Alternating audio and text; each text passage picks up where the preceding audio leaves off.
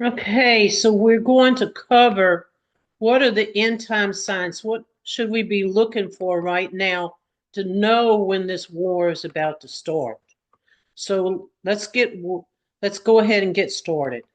If you remember the story of Sodom and Gomorrah, Sodom and Gomorrah, one of the first things the father said was, should I tell my friend Abraham what I'm about to do to Sodom and Gomorrah?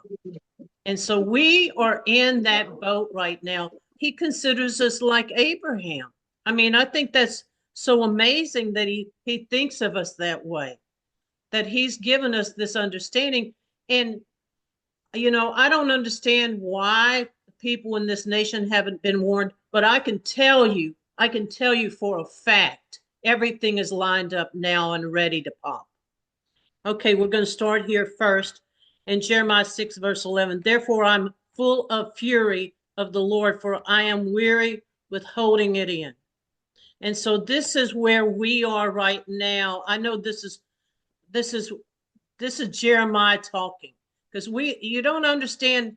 A lot of people don't understand Jeremiah. He said, I went to the Father, I pled for these people, and he said, now I'm just ready for them, for the punishment to come on them. And so every day you see all of this stuff mounting, and and really and truly, he's really saying the Father is holding it back because he has a certain time, and he's full of his fury right now, and he's the one that's weary of holding it in. Do y'all see this? And so he says, I will pour out upon the children abroad. See, there's no mistake that it's talking to us, because we are the children abroad. Broad means you cross an ocean. And that's what he's saying here. All right. So going on, we want to talk first about the season. So we need to know what season, because he tells you you don't know the day and the hour, right? But you do know the season. You will know the season. And this is the way it lines up in prophecy. Now, if you remember make this very elementary, because some of you have not been on here before. So I need to make sure I cover this so that you understand it. And the rest of you do understand this. So a day can be divided into time frames such as the morning, noon, the evening, and night and midnight. I mean, it's divided into time frames. It's a 24-hour round the clock, and then you start over, right? Well, that's how a year is divided also. So a year, the morning time would represent spring, because that's the starting of the year. And if you go back to the New Testament, it told you it started at 6 o'clock. 6 o'clock would have been the first hour. How you know that? Because the Messiah was on the cross at the third hour. And so then you go to noon, you see represented the summertime, because that's the heat part of the day. So noon represents the summer. And then the fall represents this 3 o'clock time frame, which is around sunset. The scripture talks about the year ends at Sukkot. Do y'all remember that verse? Well, it's shortly after that period, right? Because you somewhere around October 21st, you start having more light, less light than darkness. So it's around that time frame, which is the fall, which is around sunset. But then the winter time is the time of the night. Today is the first day of winter, is Yeah. night. Yeah, that is called the winter solstice. And from this point on, more light starts entering into the world, into our hemisphere, right? At midnight. But this is the darkest point, and it's going to be today. And there's some specific prophecies for nighttime, and that's what we're going to cover. So let's start here first. And this is Isaiah 21, verse 4. Now, all of you know that this is the chapter that talks about the election. And it says, my heart pants, fearful, afraid for me. The night of my pleasure has turned into fear unto me. Now, look at a night. He's talking about nighttime. That is the winter season. I'm going through this. I want to prove to you that it's the winter season that the Father will allow the war to occur. Whether it's this winter or it's next winter, it's going to be winter. Okay? It's going to be winter. Now, the fifth, verse 5, prepare the table, watchman in the watchtower. That's what we've been doing.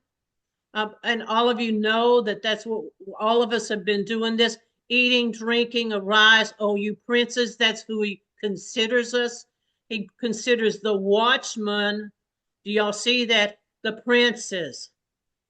And anoint the shield. See, everybody wants to push things off in these religious movements. Oh, yeah, you know, you're going to become a prince someday and you're going to marry the Messiah someday. That's all a bunch of bull. I mean, let's just be honest. He considers us princes now. He calls us sons of God now. And he tells you, you are married to me. And that's in Jeremiah 3, verse 14. So none of that they're teaching you is true. He speaks it and he does it. Okay. And that's how he works. And so he says, anoint your shield. Shields are used for protection. So get ready to get in a situation where you are protected. Now, going on, go set a watchman and let him declare what he sees. And that's when he talks about the presidential election. The presidential election is talked about, and it says after that presidential election, the Babylon falls. I didn't put those verses in because I'm concentrating on this part about the night. Now, in verse 11, now I don't understand the burden of Duma, and he calls to me out of Seir. That is the Middle East. That is the old land of Israel right now, because the Edomites moved into that area along with the Jews. So you have both groups in there. Watchman, what of the night? Watchman, what of the night? He tells you twice. He tells you twice. When he tells you something twice, he wants to draw your attention to it. So what of the night? In other words, watch for the winter. And, you know, and the watchman said, the morning cometh. It's the morning is about to come. But also we're still in the night. And so if you will inquire, return and come. So he says, think about it, inquire, think about it, because it's almost morning. So it may be that from this point on, which is the winter solstice, up until really March 21st, when you start the spring equinox, that whole period right there would be considered winter. Do y'all understand that? And y'all may be on different calendars. I don't know. But that's what actually he's saying here. Because the morning is coming and the spring is coming, he's saying. So now this is the verse that I go to every time. And so we're going to cover this, Jeremiah 6, verse 4. Prepare you war against her, arise, let us go up to at noon. That would have been summer. And that was probably summer last year. Woe unto us, for the day goes away and the shadows of the evening are stretching out. Because in that time, you're running out of time. That's what he's saying. Arise, let us attack by night and destroy her palaces. Do y'all see that? So it's now no doubt that it happens in the winter time. Going on, Isaiah 62, verse 6, and I have set a watchman upon the walls of Jerusalem. There's also a verse that said he set a watchman in Ephraim. And I didn't put that one in there. Shall never hold their peace day or night. That's pretty much how it is right now with all of us. We're watching this thing day and night. People are texting me. They're sending me notes at 11, 12 o'clock at night. I mean, they're sending me notes, such and such just happened. I mean, it's just ridiculous.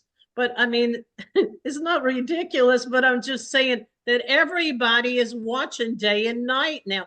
Yet we make mention of the Lord and keep not silent. He's telling you when you run into somebody, you need to tell them that the war is coming.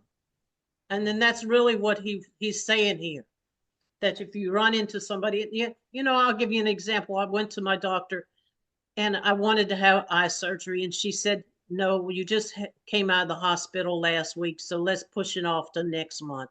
I said, well, and I said, no, I really want it this month. And she said, well, why can't you wait one more month? And I just said, because Russia and China may be coming over here next month. And, and she looked at me like I fell out of a tree. But, you know, I tell people all the time that war is coming. All my relatives, I've told them. Everybody that I know, I tell. And all the believers that I know, I tell. And that's what I know y'all are doing the same thing. I know you're doing the same thing. So don't keep silent at this point. He's telling you, the watchman's on the wall, don't keep silent. Make mention of the Lord. So here, let's talk about the 10 virgins, because they wake up at midnight. If that is a correct analogy, that means the church should start waking up starting today. Do y'all understand that? Because the 10 virgins are going to always be the believers.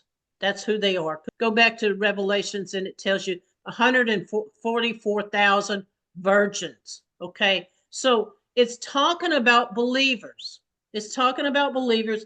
And it tells you, let's just read some of it. Which took their lamps and went forth to meet the bridegroom. They're waiting for the end time. That's what it's saying. They're waiting for the end time. And they think they've fallen asleep because it's been so long. And 5 of them were wise and 5 were foolish.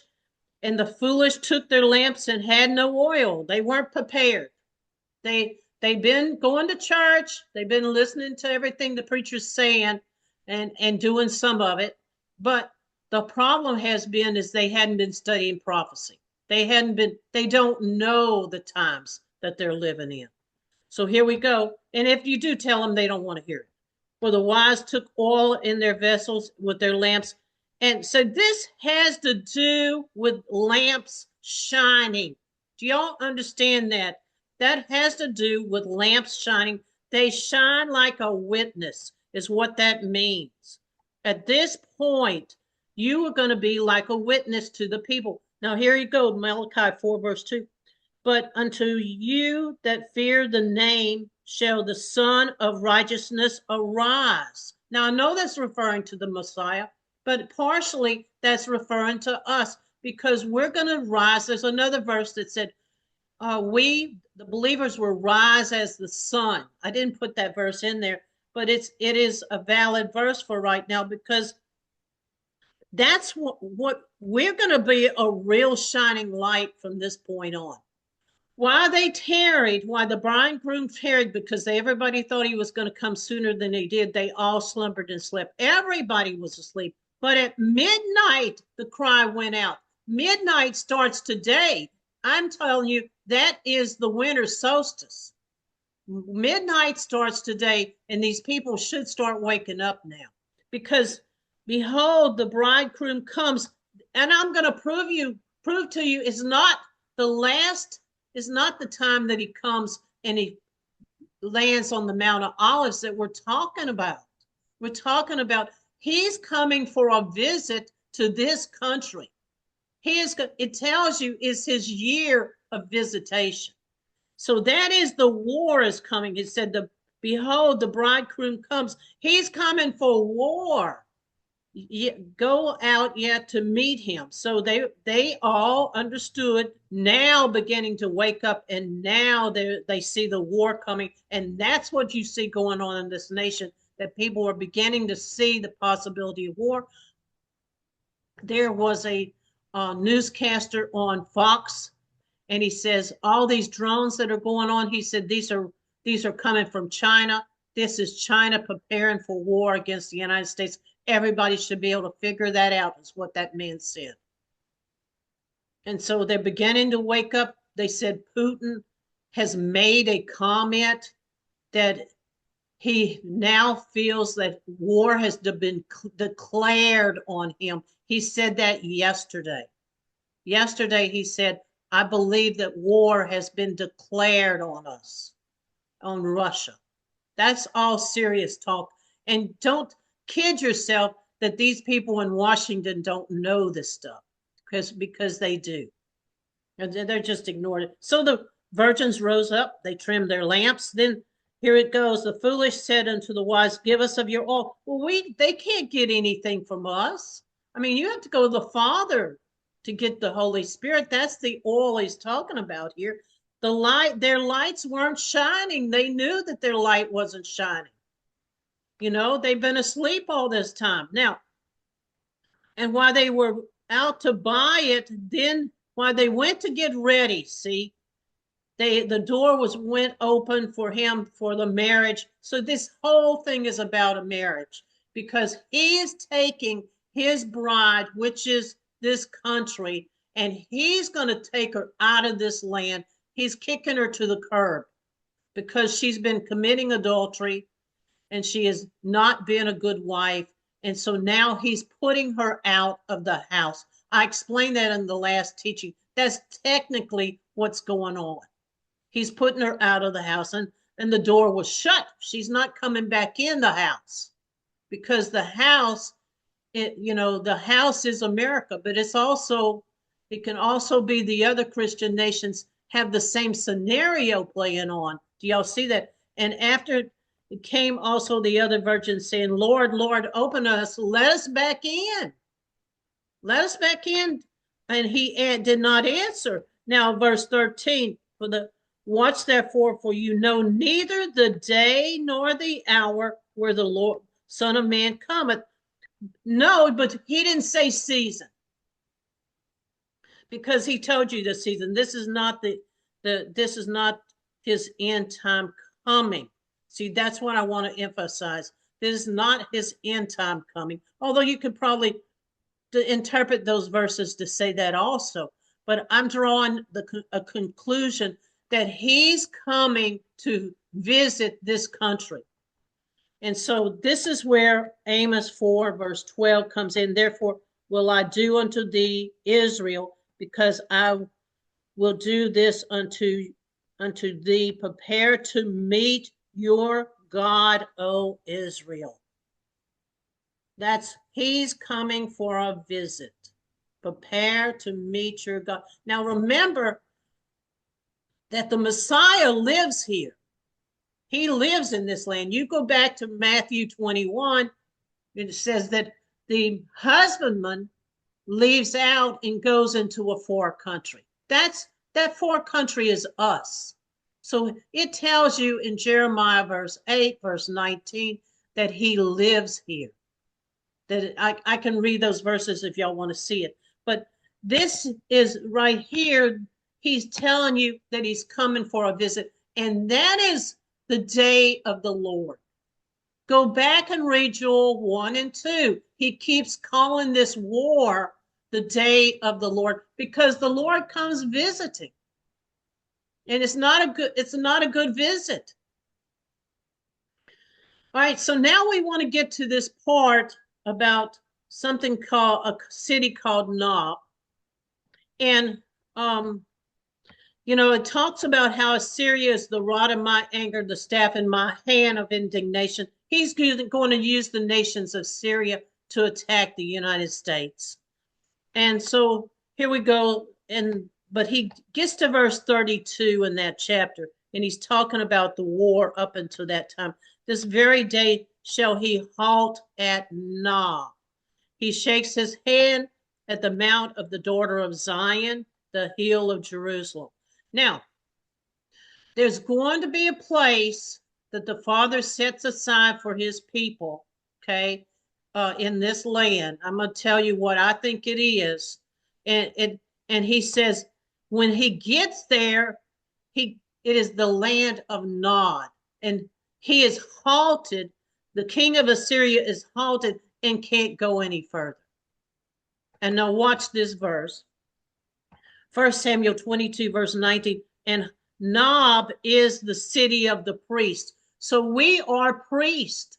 And the area that we go into, which there's been a huge migration of people that are believers into that Mississippi basin up there, Arkansas, Missouri, really even into Tennessee.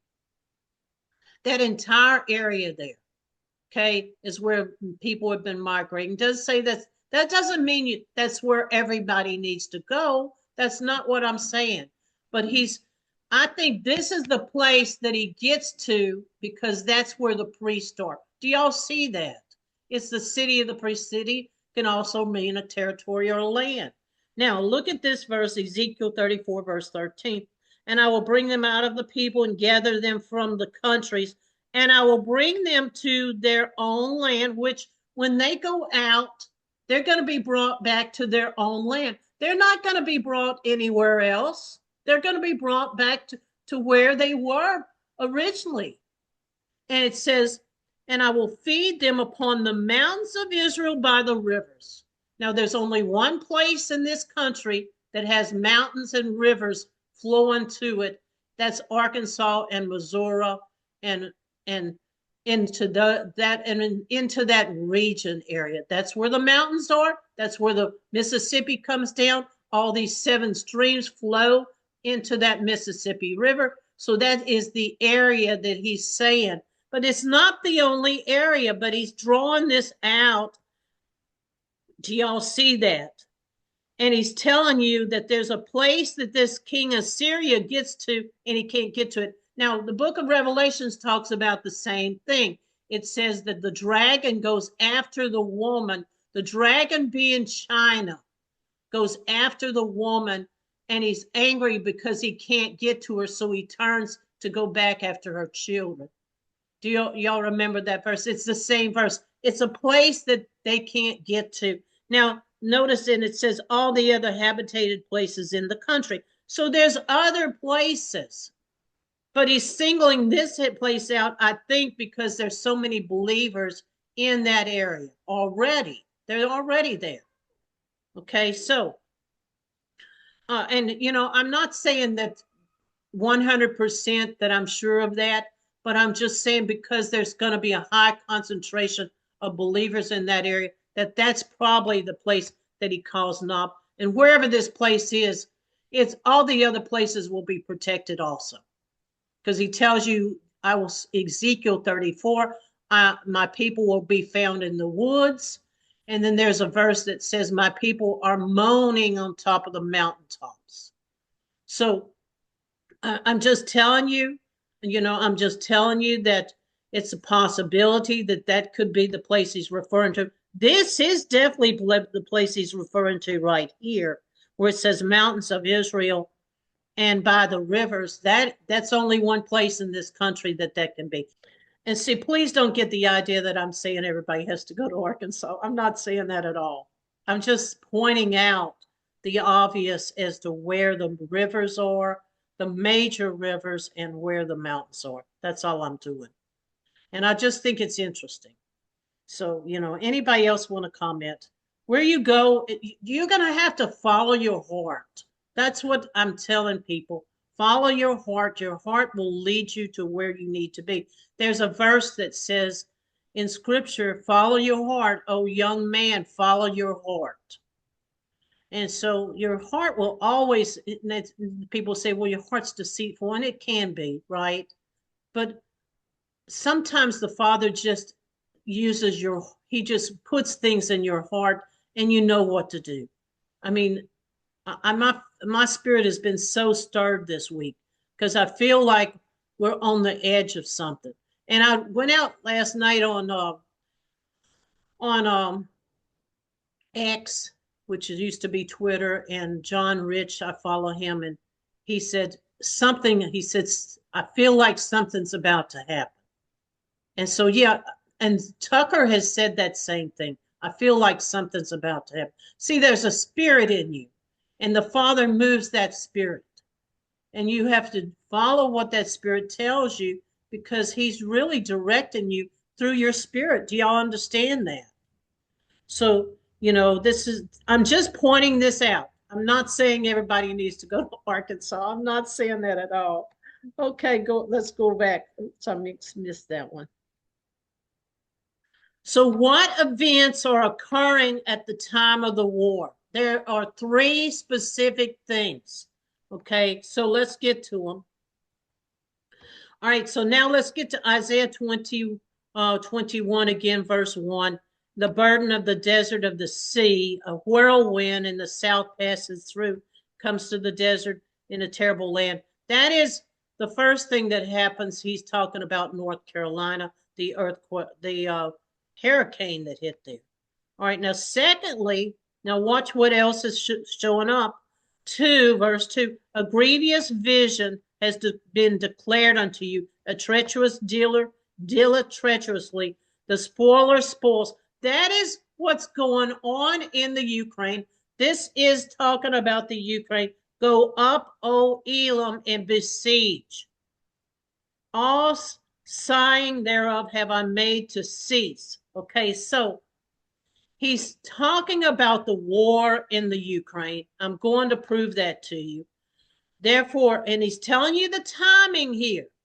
He's telling you the timing. Therefore are my loins filled with pain. Pain has taken hold on me as the pains of a woman in travail. That is the description of the war. That is when he's talking about pains coming on you. That's what this war is going to generate, is birth pains. That's what it's going to generate, is birth pains. And so what he's telling you here is these things are happening when right before the war, which is the birth pains. Do y'all see what he's saying here? Now going on. Now look at this. This is Europe. This is her family DNA hologroup R1b, which is what we are also. We're also R1b. So is Britain. So is some of these Scandinavian countries. But the people in the eastern part of Europe are R1a. Now, that means they had to have come from the same family tree. Do y'all understand that? That means at some point, this thing can go all the way back to one family, because R1b and R1a, the people look alike, but these are the poor people, poor white people that live in this region. Okay, but the people R1b are much more prosperous because they're Israel. And look at these. Here we go. The children of Shem. Elam was one of them. Ashura is going to be the area of Austria. Aphaxad was Abraham's descendants. Okay, that would be these people right here. They all come from the same family tree. Lud and Aram. Aram is Syria. Aram is Syria. That's always been the other brother. And Lud is the Lydians. Okay, so this is the hologroups. You can see they're in the same family. It's really easy to make that connection that the people in Eastern Europe are there's more to this. I've taught a whole history lesson on this, how they moved out of the Middle East. And so how we know that they're Elam. You can go back, find that, and watch it if you want. But that is referring to, besiege Elam is referring to the Ukraine. So he's telling you right before the war, you're going to have a major hurricane, which happened, and then you're going to have the besieging of Elam, which is happening still. Do y'all see this? Okay. All right. Now going on. Now here's the next one. There's 3 of them, 3 events. Now watch this. Isaiah 8, verse 4, and before the child had knowledge to cry, my father and my mother, before this country ever realizes that they are the tribes of Israel, before they realize their mother and their father is Jacob and Rachel, before they even know the knowledge of the truth. Do y'all understand that? Before they know the knowledge of the truth, riches of Damascus and spoils of Samaria will be taken away before the king of Assyria. At that time, when Assyria comes into our land, which is Russia, China, that whole conglomerate over there, mainly the BRIC. It says Damascus, the riches of Damascus and the spoils of Samaria will happen at the same time, or right in around the same time. Do y'all see? He's telling you that Damascus is spoiled and destroyed, just like our country will be, because we're playing the role of Samaria. So do y'all see that all three events are taking place? We had the hurricane in North Carolina. We had the Ukraine war, which is still going on. And now we have Damascus falling apart, losing all its wealth and its riches. And so that's what we see. And then it says America is going to be spoiled also. All of these events are going to happen around the same time. So when you see all these events occurring, which we see, and that's not all the things, because we've gone through 65 years, that will be up by the springtime, the 65 years. A year will go around from starting around the spring equinox, first month of the first year of the year, all the way around to the next year at the springtime.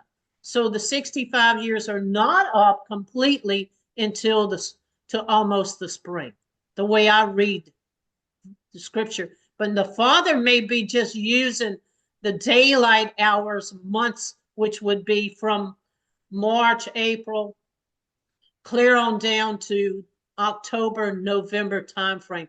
He may just be using that as a day, because that's the daylight hours. So if that's the case, then our time for our 65 years is completely up. Do y'all understand what I'm saying? I hope I hadn't confused you.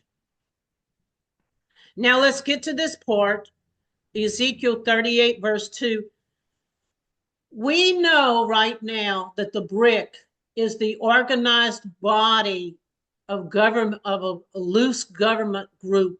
It's not a government, but it's kings that have met together. They don't have a kingdom, as scripture talks about, but they've met and they formed a union, and it's 9 of them right now. There's not 10.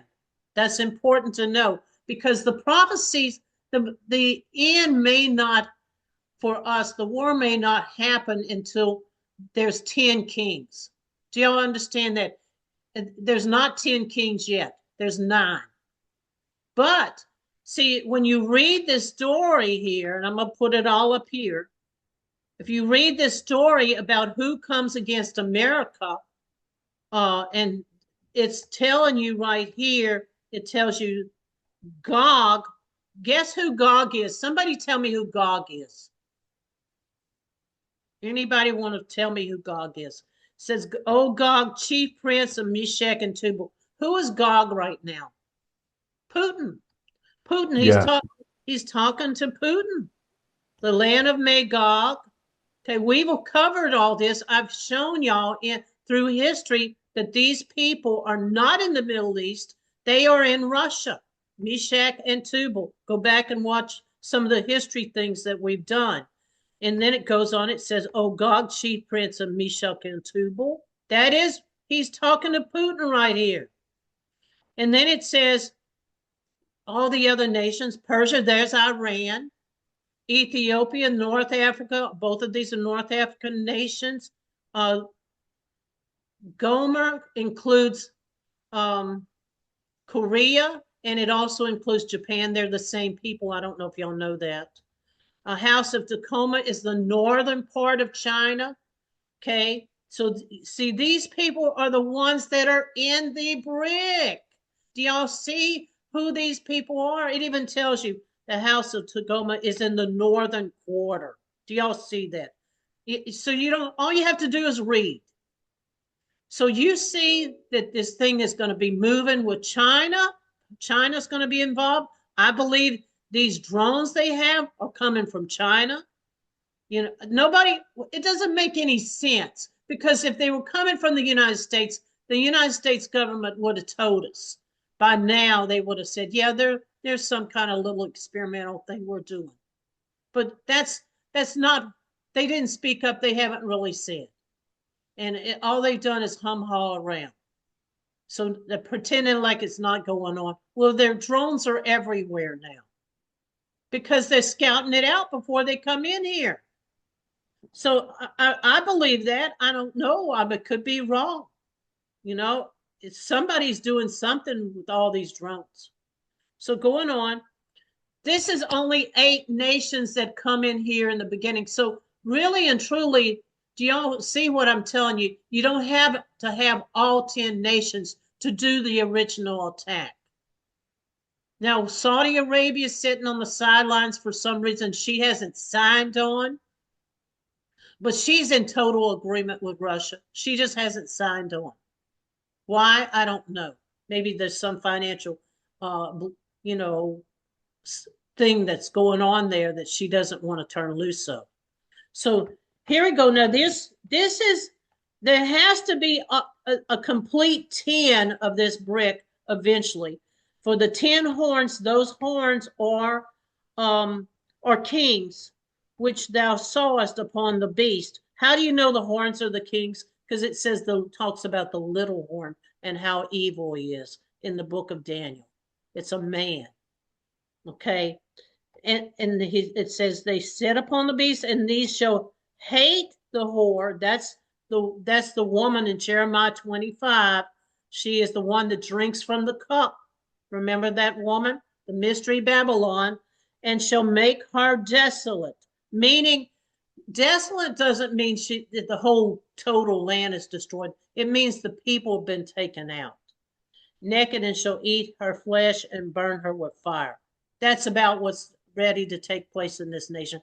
So eventually, it may start with 8 nations that are mentioned here. And many people with these see that it may mean that it is talking about 10 nations there, but it only mentions 8. Do y'all see what I'm saying? For that original attack. So where are the other nations? And we're going to cover at least one other nation that they come against her, and that means eventually the brick will have 10 nations.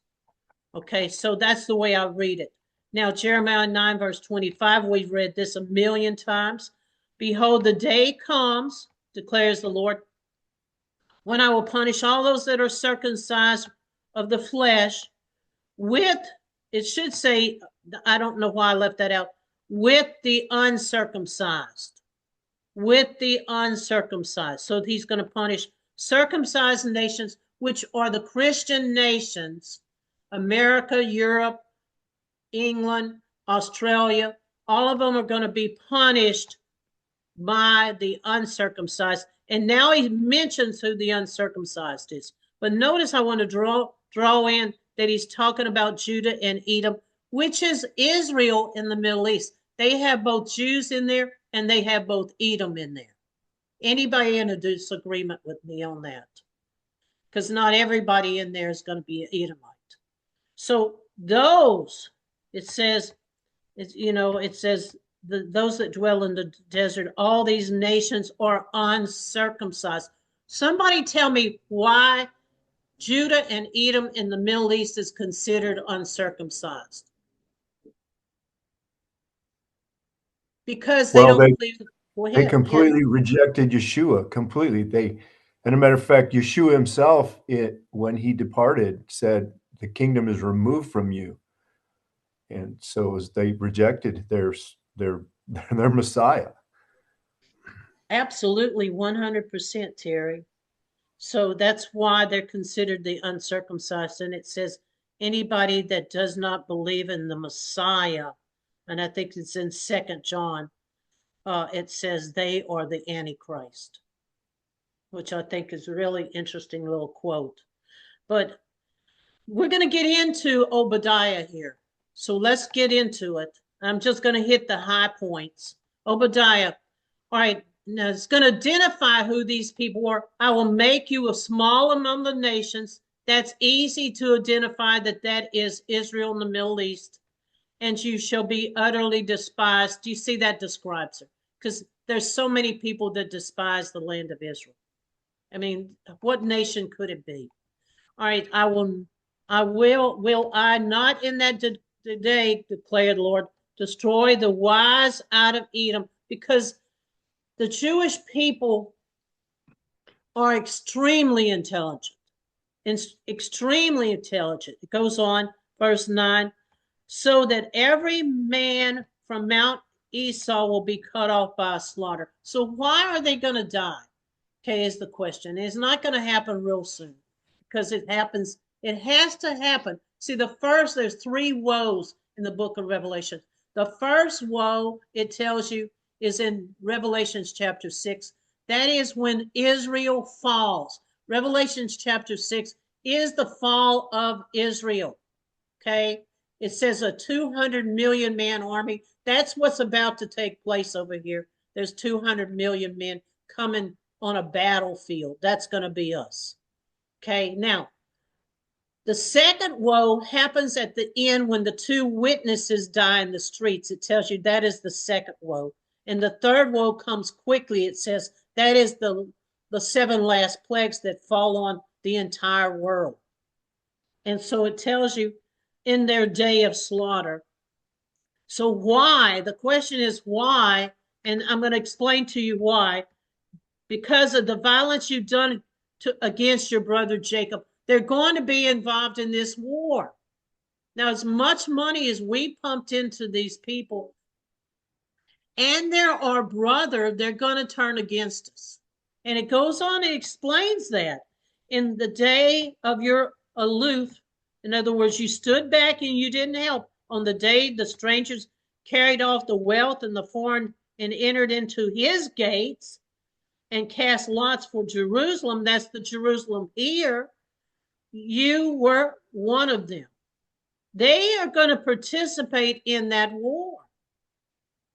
And so it goes on and it says, do not rejoice because it says, do not gloat in the day that your brother has his misfortune. Do not rejoice over the people of Judah in that day of ruin. See, we're still considered the people of Judah also. You see this?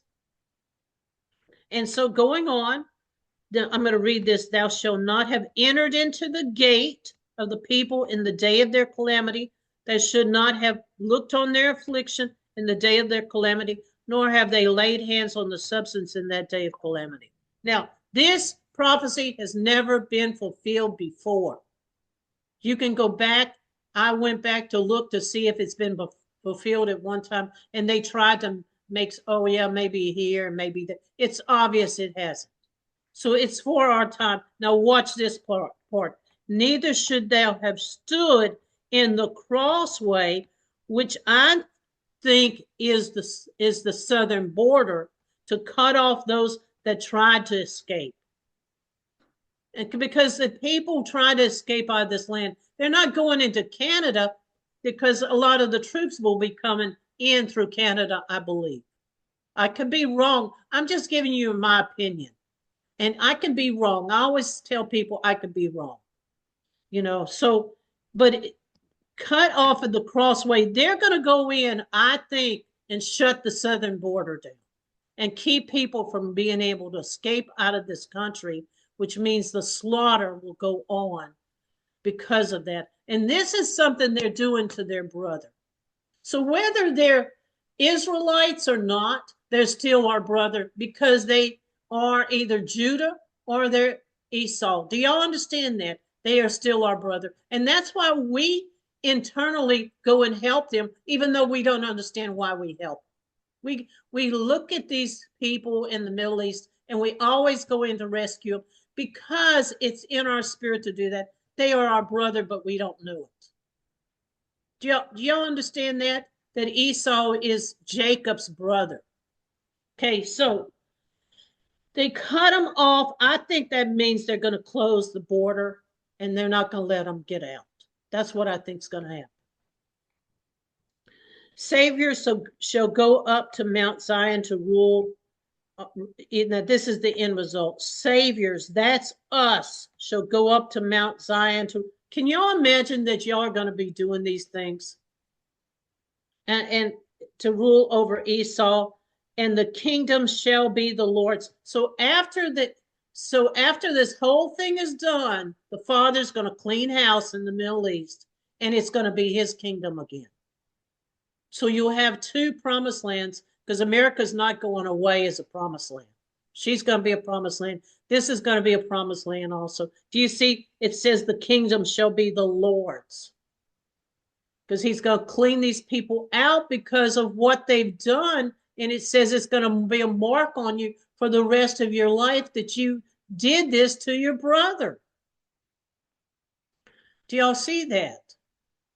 Anybody want to talk? Because I'm not saying I'm right, but I don't see how this prophecy can fit anywhere else. Anybody? Now, I'm going to talk personally here about preparing and getting ready, because I feel like there's a strong possibility that the war will start somewhere between now and the spring. That's the winter time, and that's when the war will take place. I could be wrong. I always say I can be wrong, but I think that's the case. And he gives you instructions. And we're going to talk about the instructions. Ho, ho, come forth, flee from the land of the north. In other words, a lot of people will say, I'm just going to sit in my house and I'll wait for angels to come get me. Or, we have to wait for the Father to tell us what to do. Well, all of that is true. I mean, he could send angels. I don't know if he's going to send angels for you. What his instructions are is to do what? What is that word? It says, for when you see the army start, you need to flee. Flee from the land of the north. He says, for I will spread you abroad as the four winds of heaven. He's going to take the people and bring them out of this land. This is his house. We've committed adultery. We are his bride. And he is going to remove us. He's going to remove this nation, what is left of it, from the land. And he's going to leave a remnant here, which is his people that are honorable. And they are that Philadelphia church. Okay, that's what he's going to do. And so going on, here you go. Here's another verse. Zechariah 2, deliver yourself. Do y'all see that word? Does that mean you sit in your easy chair and wait for him to drop something down from heaven? No, he says, deliver yourself, O Zion, that dwells in the daughter of Babylon. We are the daughter of Babylon. This country is the daughter of Babylon. That's what Jeremiah 25 talks about, how we drink from the cup. Okay. And we have given the cup to all the other nations to drink from, our fornications. And it says, deliver yourself, O Zion, that dwells in the daughter with the daughter of Babylon. So you need to get up and move. That's what he's saying when this war starts. Now there's that third verse that says, when you see the armies surround Jerusalem, then flee to the mountains. Well, somebody says, well, we're not Jerusalem. Well, I'm not going to argue whether we're Jerusalem or not. Okay. The principle is the same thing. If you see that you're surrounded by armies, you need to deliver yourself, move. Do y'all see?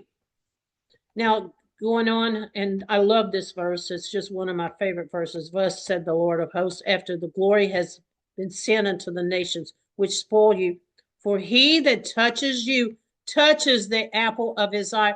Everybody says that's talking about the land of Israel in the Middle East. They are the apple of his eye. No, I'm telling you right now, this is America is the apple of his eye.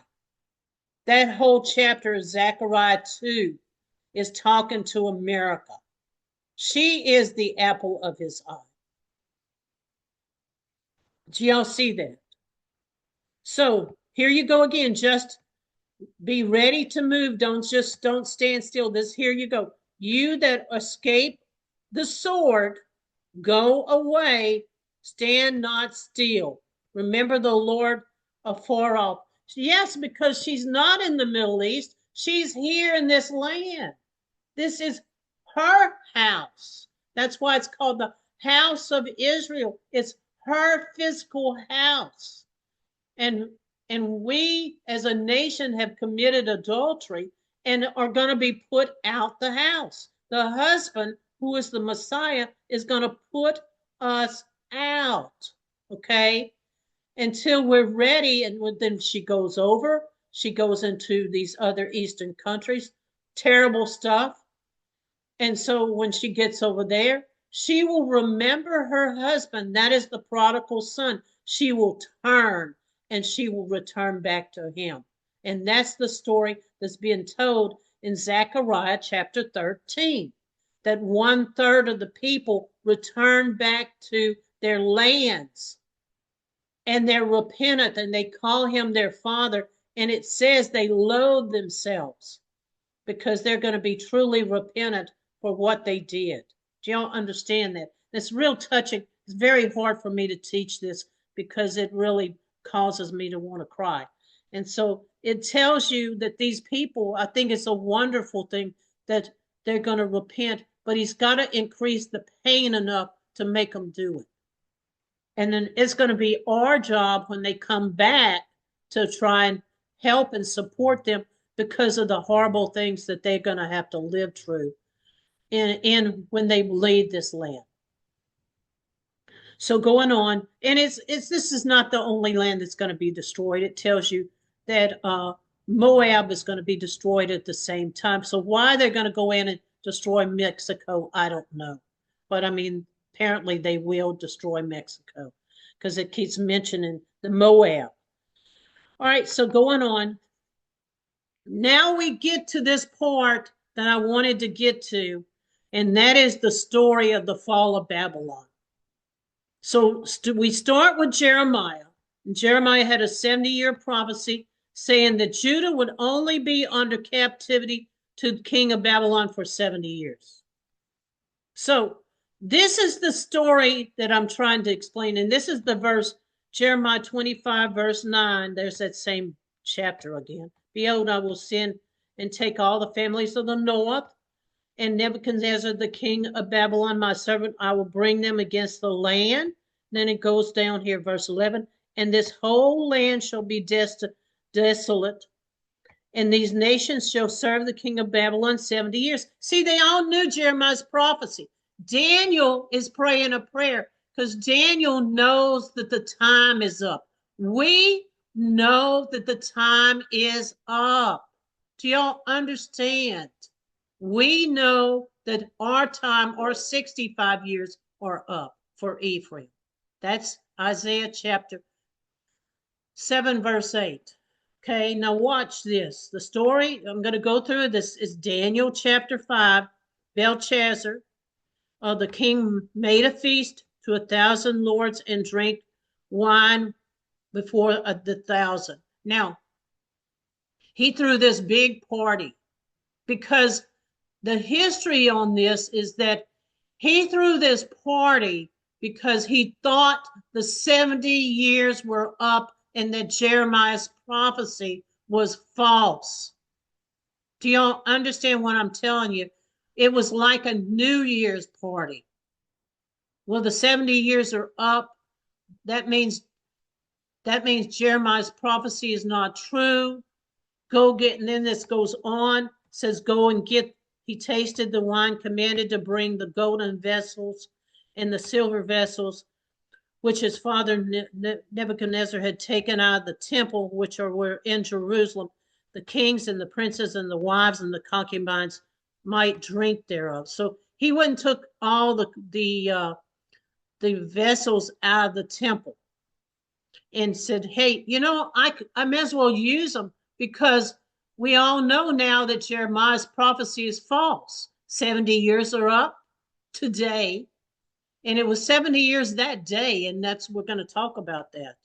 And he brought the golden vessels, was taken out of the temple, the house of God, which was in Jerusalem. and, and tells who all was there. And they drank the wine and praised the gods of God, gold, silver, brass, iron, wood, and stone. So all the false gods. So going on, in that same hour forth the fingers of the man's hand wrote over the candlestick with plaster on the wall of the king's palace, and the king saw part of the hand that it had wrote. So here's this, all of a sudden that night when they're having this big party, there's 1,000 people there, they're all drinking, they're all saying, well, praise our gods, because the God of Abraham, Isaac, and Jacob, he's not the true God.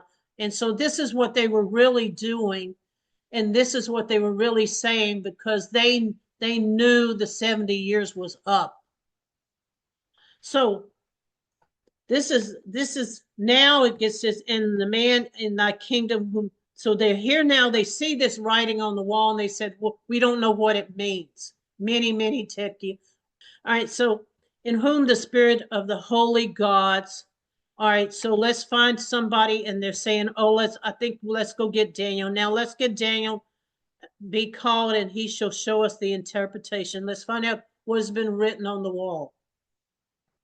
And so there's, in the middle of this party, they'll go drag Daniel out of wherever he is.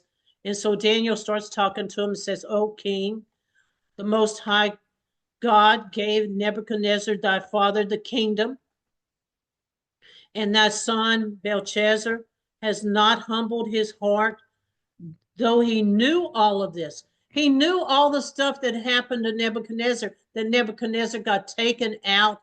He had to live in the area with the cattle and he was crazy for 7 years, and then he was brought back. See, Belshazzar knew all of this because he was the son, and he saw that miracle occur. He saw his son, dad, go crazy for 7 years, and then he came back to normal. So he knew, and he says, you not humbled your heart through what thou knew, though thou knew all of this. You knew all of it, and you didn't humble your heart. And he said, now this is your problem right here. And he's going to go through it. And he says, you have lifted up against the Lord of heaven, and thou hast brought the vessels from the house before me, because these are sacred vessels, and they knew it, but they figured since the 70 years was up that they could go ahead and use the vessels. And thy lords and their wives and their concubines, they drank wine in them, and they praised the gods of silver. You praise false gods using the instruments that were in the temple. Those instruments, I can prove to you, represent us. All right, so and the God whose hand thy breath is, and who are all the ways thou hast not glorified.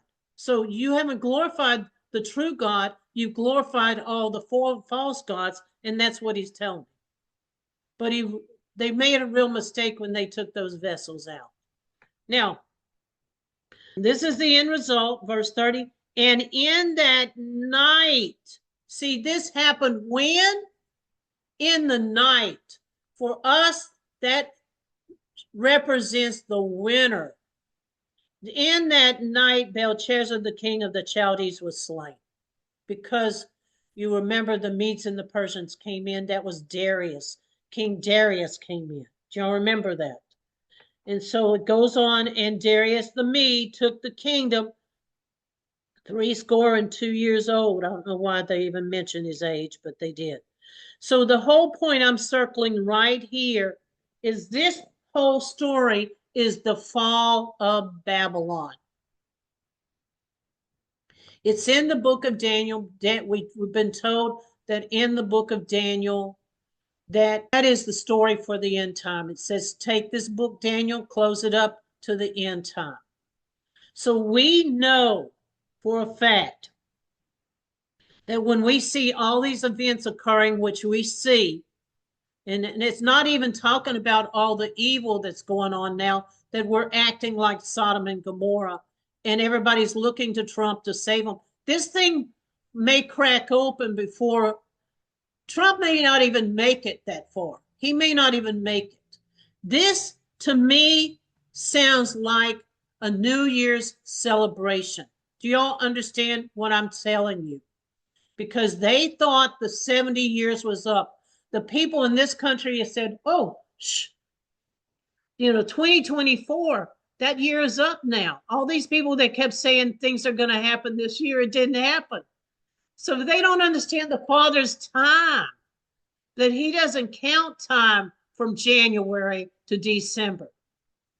He counts time from March, April timeframe all the way around to another March, April timeframe. That's how he counts time. See, these guys are going to think that at this New Year's celebration, which is very similar to what we're describing right here, we made it through another year. But even Nostradamus has even predicted that there's going to be a great army rise up from the edges of the earth in 2025.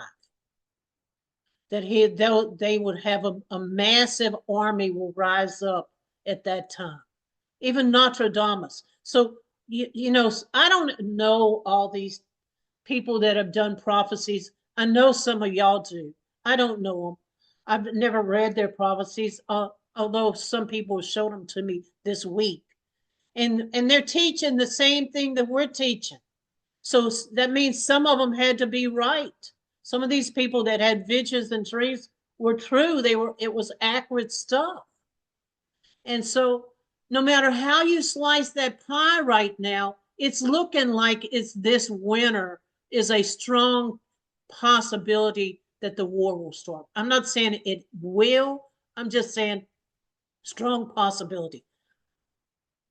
To prepare, okay, this is what I will tell you. If you're going to prepare for it, you at least have to have a bug out bag so that you can leave out. Make sure your car is full of gas all the time. Have a paper map because your GPS is probably not going to work on your phone or on your car. Bring a little food wherever you're going to go, wherever you decide you're going to go. But he does tell you to flee. And now he tells you that you're not going to have a lot of time to flee. But then we get to that verse in Haggai that says, the Father asked, is my seed in the barn? He seals up his people and protects them. And that's what he's talking about, the seed in the barn. The barn is the protection. Do y'all see that? And so you're going to have time to get where you need to get if you don't just, hesitate and try to drag everything from your house. Okay. So I would do this. I would make me a list. I'm just talking personally. Okay. You don't have to do nothing I say. I would make me a list, and when the whole thing cracks open, I just go through my list and get everything that I need done before I go. That's what I do. Whatever I want to take with me, I'd have it on a list so I can quickly go through and get what I need and be able to go. So I mean, that's the physical things you have to do to prepare. The spiritual things, I think the Father's moving in our hearts right now like crazy. I could be wrong, but I know he's moving in my heart like crazy. And so, we are told in Joel 1 and 2 that we need to, pray that he spare this country until the war starts. Then after the war starts, he said, don't bother. Once I get here, don't even bother praying because I'm not going to answer. Because once he turns his hand to destroy this country, it's no prayers are going to turn him around. I mean, he does say he has his hand stretched out still to people individually, but he's going to fulfill, and it tells you that in Jeremiah 12, I will fulfill the stuff that I've said. I'm not going to be slack on it. I'm going to fulfill it. So Okay, I think that's it. That's what I wanted to cover.